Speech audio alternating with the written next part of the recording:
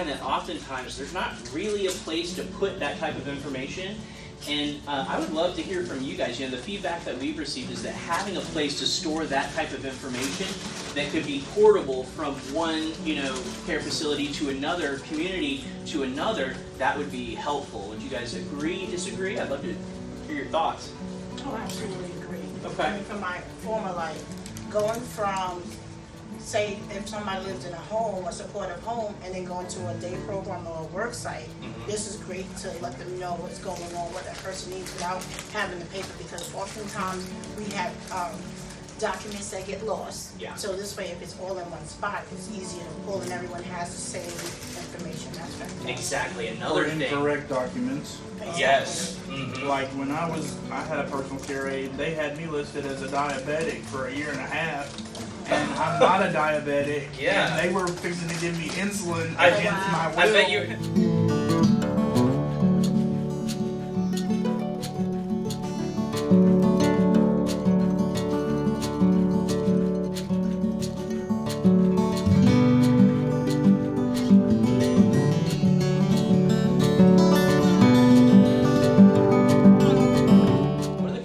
That we have about these folks, and I just wanted to ask you guys, with what we've got listed here, what did I miss? That's what I'd love to hear from y'all.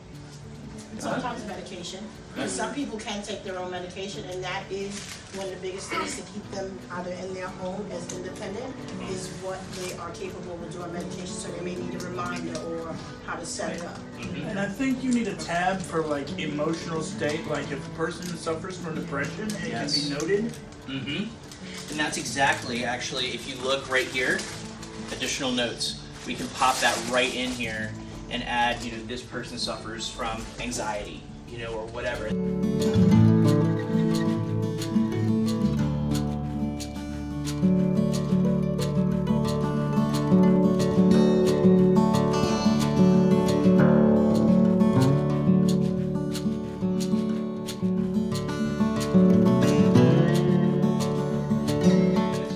Farm and some of those insurance companies, you can put in the little thing in your car.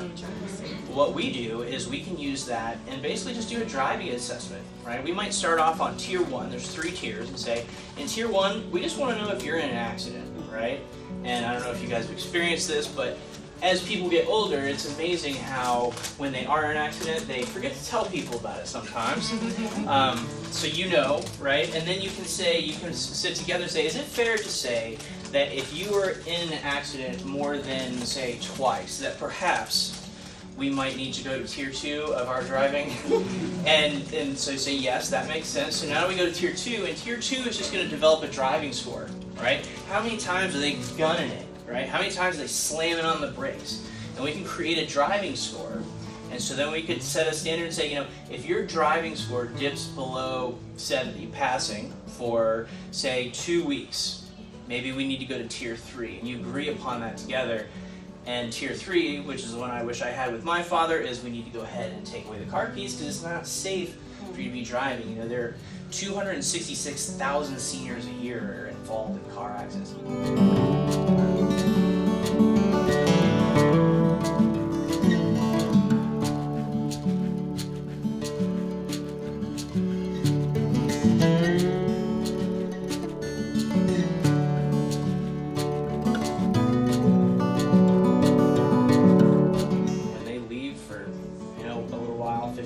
Need to run an errand or something like that.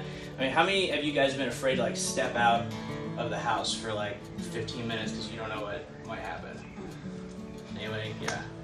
So you need to be able to have that confidence. That would be nice for a lot of people, and that's kind of the feedback that we hear, is that it's just never ending. Caring for someone else, to your point, and this is something else. You'll notice on here we have the caregiver in here as well.